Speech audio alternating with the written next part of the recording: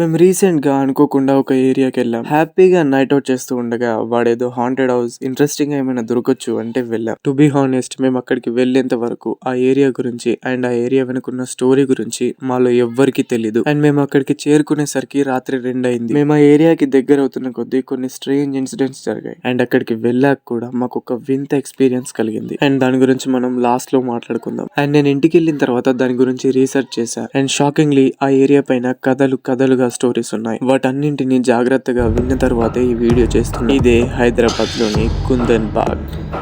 హైదరాబాద్ లోని చాలా మందిని అట్రాక్ట్ చేస్తున్న ఈ సో కాల్డ్ హాంటెడ్ హౌస్ ఒక పాష్ ఏరియాలో ఉంది. అండ్ ఈ ఇల్లు వశిష్ఠ నారాయణ అని ఒక రిచ్ పర్సన్. ఆయన ఎప్పుడైతే చనిపోయారో అప్పటి నుంచే ఇంట్లో వింత వాతావరణం ఏర్పడింది. ఈ ఫ్లాష్ బ్యాక్ గురించి అంతా తర్వాత మాట్లాడుకుందాం గానీ ఈ స్టోరీ మొదలైంది ఒక దొంగతో. 2002లో మహమ్మద్ సాజిద్ అనే ఒక దొంగ ఇంటి పైన రెక్కి చేయడం మొదలు పెట్టాడు. ఎందుకంటే ఆ ఇల్లు ఒక పాష్ ఏరియాలో ఉంది అండ్ చాలా అందంగా ఉంది. అండ్ ఆ ఇంట్లోకి ఎక్కువగా ఎవరు వెళ్తూ ఉండడం అండ్ వస్తూ ఉండడం చూడలేదు అతను. అండ్ ఒకవేళ డబ్బులు నగలు ఏమైనా ఉన్నా గానీ ఆ ఇంట్లోనే ఉంటాయని అతను అనుకున్నాడు. అండ్ ఒక రోజు అతను ఈ ఇంట్లో దొంగతనం చేయడానికి ప్లాన్ వేసుకున్నాడు. ఆ రోజు రాత్రి అతను ఒక కత్తిని అండ్ ఒక బ్యాగ్ ని తీసుకుని ఆ ఇంట్లోకి దొంగతనానికి వెళ్ళాడు. ఇంటి వెనకాలన్న కిటికీలోంచి లోపలికి వెళ్ళాడు. కిందున్న గదులన్నీ వెతికాడు కానీ అతనికి డబ్బు నగలు లాంటివి ఏమీ దొరకలేదు. అండ్ సడన్ గా అతన్ని మేడపై నుంచి ఎవరో చూసినట్టు అనిపించింది. దాంతో అతని చేతిలో కత్తి పట్టుకుని బెడ్రూమ్ వైపు వెళ్ళాడు. అండ్ బెడ్రూమ్ వైపు వెళ్తుండగా అతనికి కుళ్ళిపోయిన వాసన వస్తూ ఉంది. అండ్ ఆ డోర్ ని తీయగానే తన కళ్ళని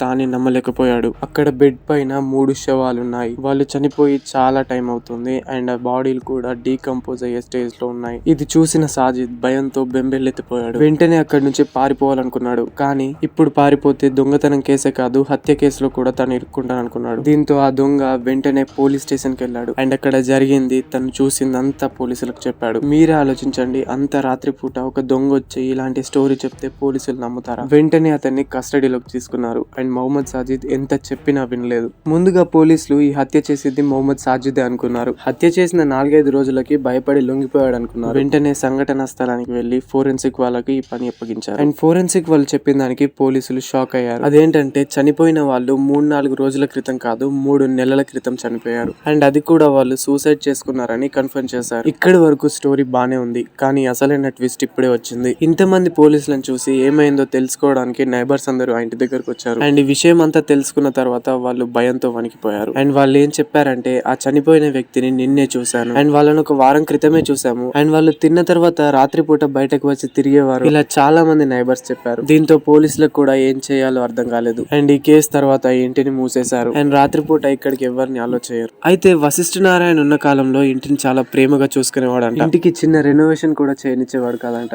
ఆయన చనిపోయిన తర్వాత ఈ ఇల్లు అతని కొడుకు వెళ్ళింది. కానీ అతనికి ఇండియాలో ఉండడం ఇష్టం లేక ఇంటిని రెంట్ కి ఇచ్చి ఫారెన్ కి వెళ్ళిపోయాడు. ఆ తర్వాత ఇంట్లోకి ఎవరు వచ్చినా గానీ ఏదో ఒక సమస్యతో బాధపడేవారంట. చాలా మంది ఇంట్లోకి వచ్చారు అండ్ వెళ్ళిపోయారు కూడా. ఆ తర్వాత ఒక భార్య భర్త ఇద్దరు ఇంట్లోకి వచ్చారు. అండ్ అతని భార్యకి మతి స్థిమితం సరిగ్గా ఉండేది కాదంట. పిల్లలు పుట్టిన తర్వాత అయినా మారుతుందేమో అని అతను ఆగాడు. అండ్ అలా జరగకపోయేసరికి ఆ పిల్లల్ని అండ్ భార్యని వదిలేసి అతను ఎక్కడికో వెళ్ళిపోయాడు. అండ్ అప్పటి నుంచి ఆ ముగ్గురు ఆ ఇంట్లో ఉంటున్నారు. అండ్ 2002లో వాళ్ళకి ఇలా జరిగింది. అండ్ 3 నెలలుగా చనిపోయిన శవాలు కొన్ని రోజుల క్రితమే మనుషులకు కనిపించడం అనేది చాలా భయంకరంగా ఉంటుంది. అండ్ ఇదే ఆ హాంటెడ్ హౌస్ యొక్క స్టోరీ. అండ్ ఇప్పటికి కూడా ఆ ఏరియా చుట్టూ అన్ని ఇల్లున్నా గానీ అంత మంది ఉంటున్నా గానీ నైట్ పూట అక్కడి నుంచి వెళ్ళాలంటే అందరికి ఏదో ఒక భయం వేస్తుంది. అండ్ ఆ ఇంటి గురించి తెలియకుండానే మేము అక్కడికి వెళ్ళాం. ఇప్పుడు నేను చెప్పేది అండ్ చూపించేదంతా అక్కడ యాజ్ ఇట్ ఈస్ గా జరిగింది. దీంట్లో యాడ్ చేయడానికి నేనేమి గోస్ట్ హంటర్ కాదు. ఆల్మోస్ట్ రాత్రి 2 అవుతుంది. మేము అక్కడికి వెళ్తున్నాం. ఆ ఇంటికి పక్క వీధిలో ఉన్న ఒక స్ట్రీట్ లైట్ ఒక రేంజ్ లో హర్రర్ ఎఫెక్ట్ ఇస్తుంది. తీరా దగ్గరికి వెళ్ళి చూస్తే అక్కడ బైక్స్ లోపలికి తీసుకెళ్ళడానికి లేదు. ఒక 200 మీటర్స్ నడుచుకుంటూనే వెళ్ళాలి. లైట్స్ సరిగ్గా లేకపోవడంతో భయంగానే ఉంది మాకు కూడా. And all of sudden out of know where ఒక మనిషి వచ్చాడు. మేము అతన్ని ఏమీ అడగలేదు కానీ అతనే వచ్చి ఇక్కడ దెయ్యాలు ఏం లేవండి అనుకుంటూ చెప్తున్నాడు. 2 గంటలకి అతను ఎక్కడి నుంచో వచ్చి ఇక్కడ దెయ్యాలు లేవండి అనుకుంటూ చెప్తున్నాడు. అండ్ ఆ తర్వాత అతను వెళ్ళిపోయాడు. ఇలా నడుస్తూ ఉండగా ఒకసారి వింత శబ్దం వచ్చింది. అదేంటా అని చెప్పి దగ్గరికి వెళ్ళి క్యాప్చర్ చేద్దాం అనుకున్నా గానీ మళ్ళీ వినపడలేదు. రిటర్న్ అవుతున్న టైంలో మా పైనుంచి సడన్ గా ఒక పెద్ద గబ్బిలం వెళ్ళింది. అండ్ అక్కడ ఉన్నంత సేపు మేము 6 ఉన్నా గానీ మాకు ఏదో తెలియని